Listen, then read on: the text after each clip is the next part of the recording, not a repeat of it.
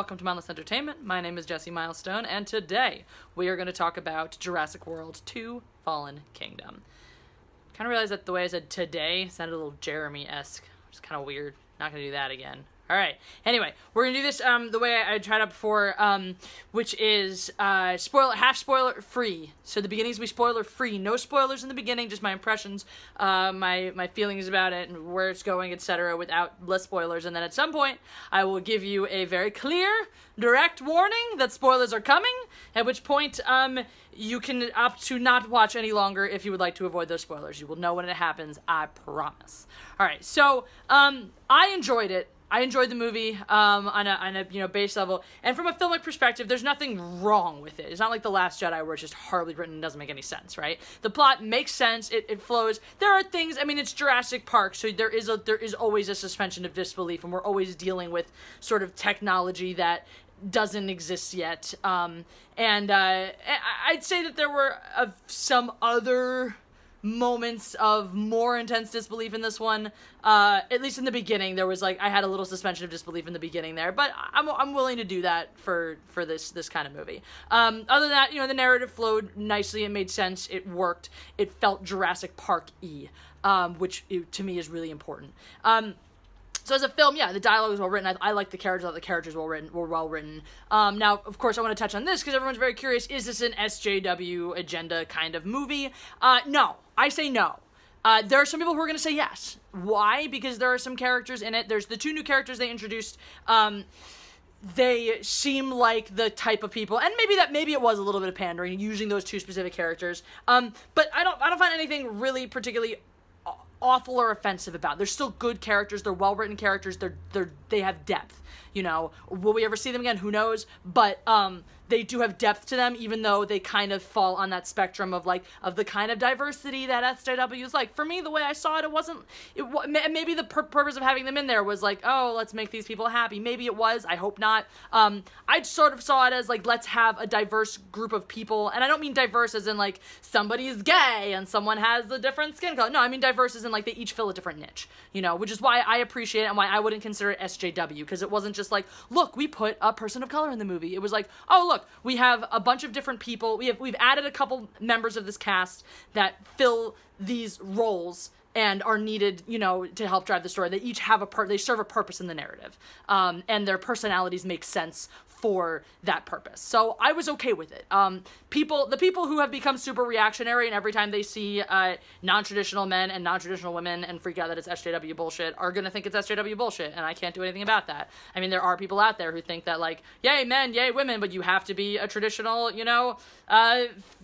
traditional manly man, and you have to be a traditional womanly woman, and that's just not how life works. So for me, no. For me, not SJW. Not that, unless you consider environmentalism, which kind of bothers me too. The social justice warriors don't really give a shit about animals or the environment at all. Not an issue for them. This very much, and that's one thing that was cool about this film, and what I've liked about the movies. Now here's the thing. If you didn't like Jurassic World, if you didn't like the first one because you don't like how they're handling the franchise and it doesn't sit well with you, it doesn't read as Jurassic Park-y enough to you, you're probably gonna have the same complaints about this movie. If you didn't like it because you thought it was too much of a repeat of the original and didn't, get into new stuff at all, you're really gonna like this one. This one definitely brings us into some new territory, some uncharted waters. So that's really cool. And if you were a fan of the first one, I don't see any reason why you're not gonna like the second one. So that's kind of a litmus test for if you want to go see it, what to expect, how to expect your feelings to go about it. Now, one of the things I enjoyed, right, about the first one, I understand the complaint. The number one chief complaint I've heard about Jurassic World is there are so many. This is the first one. There's so many fun, amazing, different dinosaurs out there. Why build a new one? Why create a new one? And I understand that. That makes sense to me. But on the flip side of that, that's what they did, in 3. No one really liked that. And at that point, there's only so much you can do, right? It's not like these dinosaurs have different, superpowers or anything, There are different cool dinosaurs, but at a point, it's, we've seen this before, now we're just repeating an idea that's been used before. And the idea of Jurassic World is that it's an update, right? It's and what I think is so brilliant about the way they handled it, it's a reboot and a sequel at the same time, right? They've carried on. We're still working in the same universe. We're still operating in the same timeline. You know, everything that's happened in the other movies happened, that exists, that's real. But at the same time, we're sort of, okay, let's get back into it. Let's see Jurassic Park now in a more modern world. You know, 20 plus years after the fact, let's see what Jurassic Park looks like now. So that, I was okay with it for that reason, for Jurassic World for that reason, and because that's what would happen. That's exactly the next evolution of it. Okay, we have a park, we figured out the park, we have the dinosaurs, everything's going great.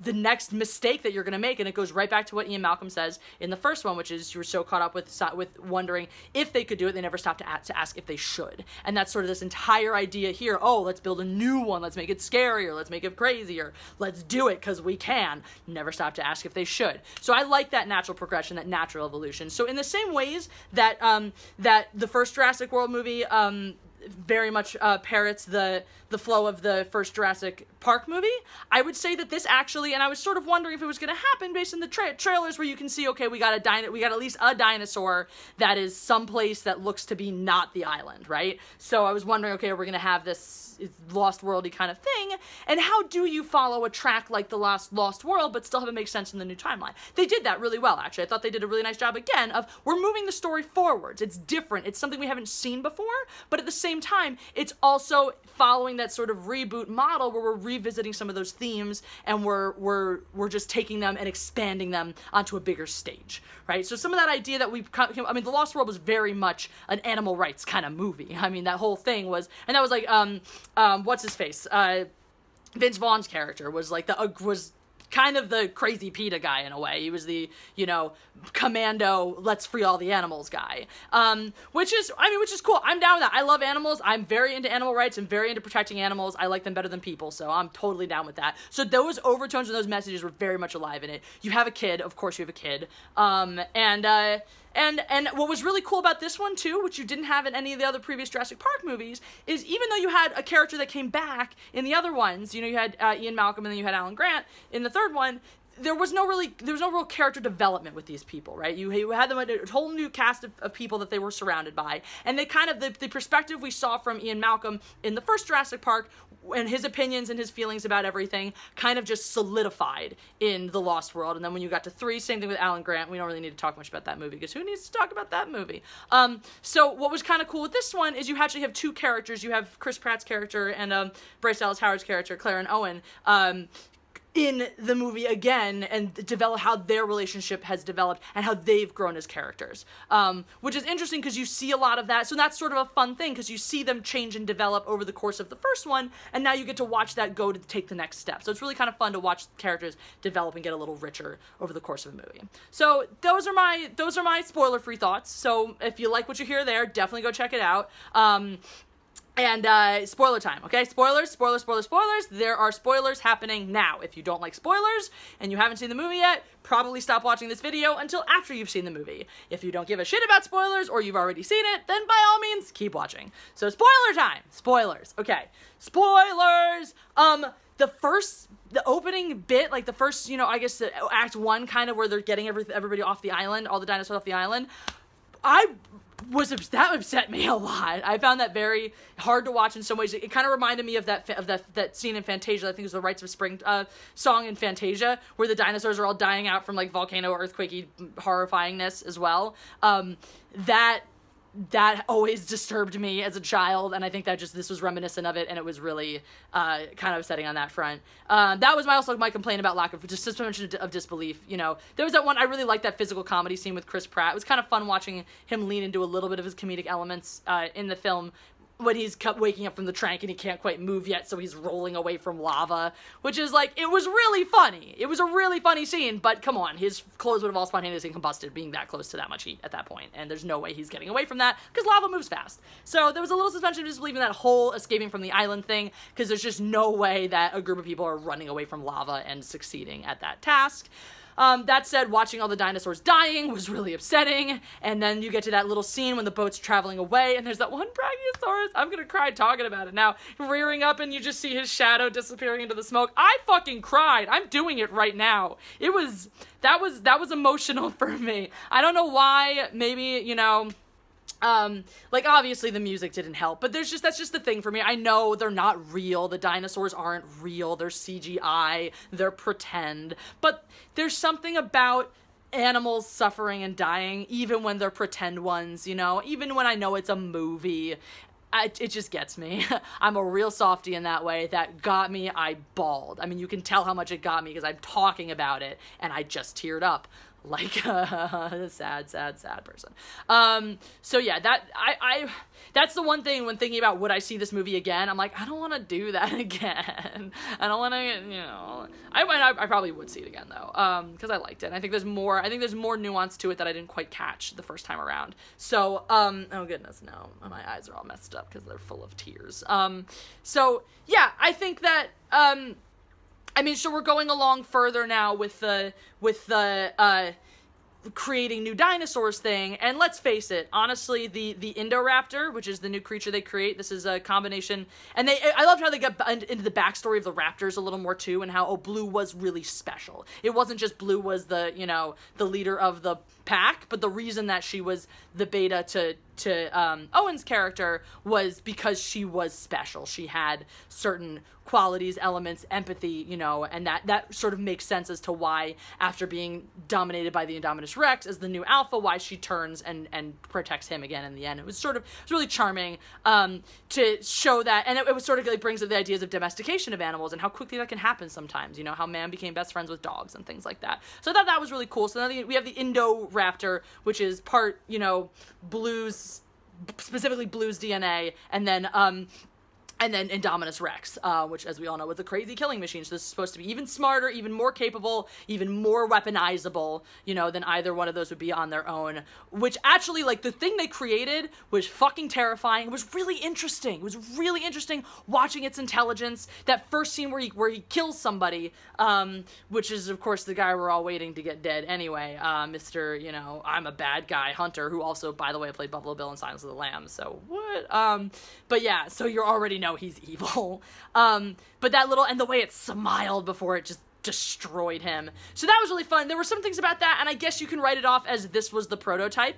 Now, the way they explained it as being a prototype was the things that it was missing were the obedience to humans, you know, in certain ways, and the empathy factor that Blue had. But I guess you could explain away, okay, this is the very first one, it's never been out of the cage, so some of its difficulties in, say, fighting Blue, or, you know, navigating things. Now, there's some elements, too, where, like, it was facing the challenges of existing in a house, which it was never supposed to do. So and I liked how they really drew attention to that. They're like, this is not just the dinosaur being bad at things, this is the environment not being suited for this dinosaur. So that was cool. I did enjoy that. I liked how they utilized, and I liked how that the Indoraptor, as cool as it was not the focal point of the film, right? You had the other plot elements going on around it. You had this whole thing where, you know, they're taking animals off the island, supposedly to rescue them from this volcano that's exploding, and then and they're trafficking them, and it's this very exploitative thing, very much like The Lost World, right? Where you have, where they're trying to take the dinosaurs off and put them into a zoo. And now you got this next level thing where they're auctioning them off and weaponizing them and things like that.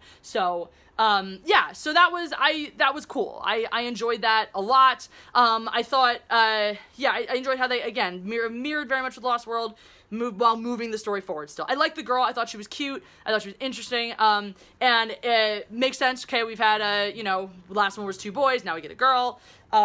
I thought she was interesting, and the whole idea, and it was just really, really touching at the end, you know, and you get to the end, and the dinosaurs are dying from the toxic gases, and Bryce Dallas Howard just cannot bring herself to release them into the wild, because, oh dear God, and you have, of course, the innocence of the child, and that beautiful, touching thing where you find out she's actually a clone herself, where she says, they're alive just like me, and it was really sweet, and just touching in that emotional kind of way, and brings up a lot of that, again, animal rights, very animal rights centric, this whole film, which I'm okay with, and to an extent, you know, like, The Lost World had those themes as well, and some ideas in the original ones too, like, that was a big idea in the original ones, was this dichotomy now of, okay, well, we have done this, it doesn't matter, we have done this now, and what rights do these creatures have now that they do exist, you know, we can't just treat them like they're not a thing.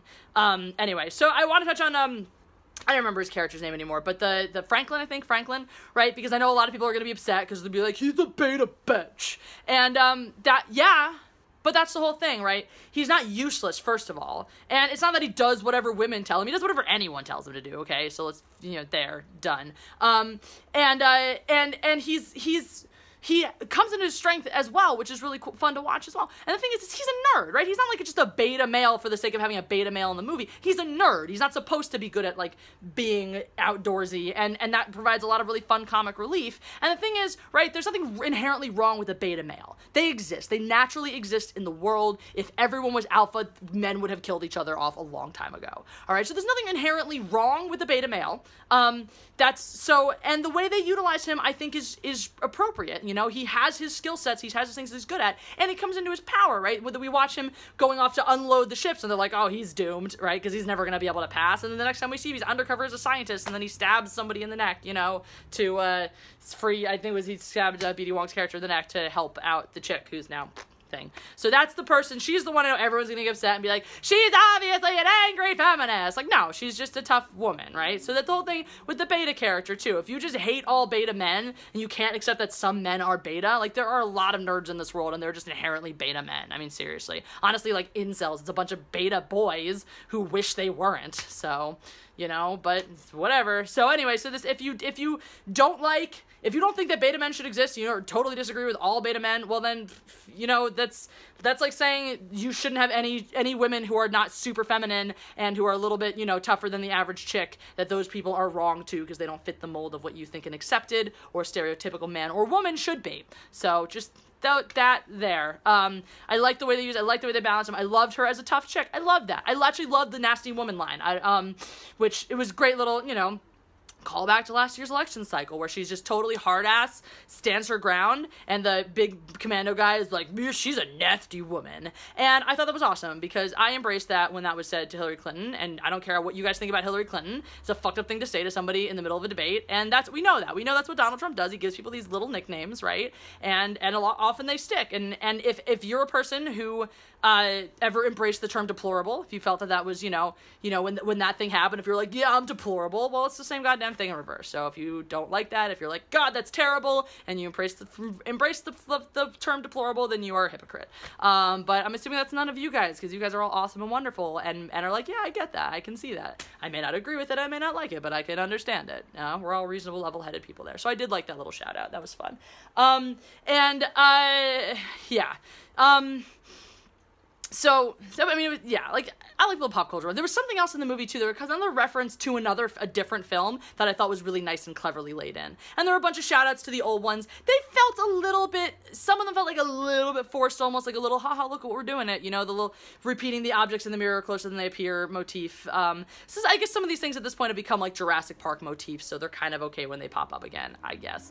Like I was saying, I really like the way they continue to develop Owen and Claire's characters. I loved, one scene I really, really enjoyed was when she was trying to convince him to go to the island and he didn't want to go, and then she's waiting for him, and they get on the plane, and it turns out he's been asleep in the backseat the whole time.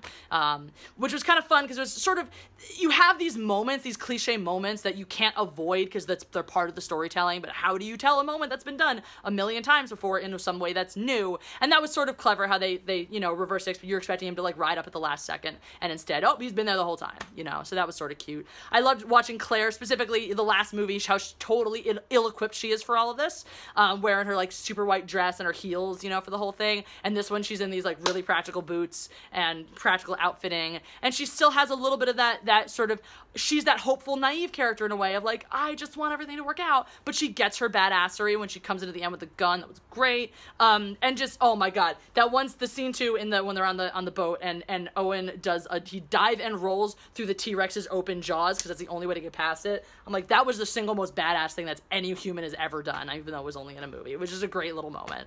So yeah, just a lot of fun, right? Some overtones in it, and again, everything's done in allegory and subtlety, right? So if you're not into that, if you're like, I don't give a shit about animal rights, right? Just ignore that stuff. Enjoy a good action film. Enjoy a well-made action film, because that's really at the heart of it, at the end of the day, what this was. It was a beautifully, beautifully made action film, and I liked it.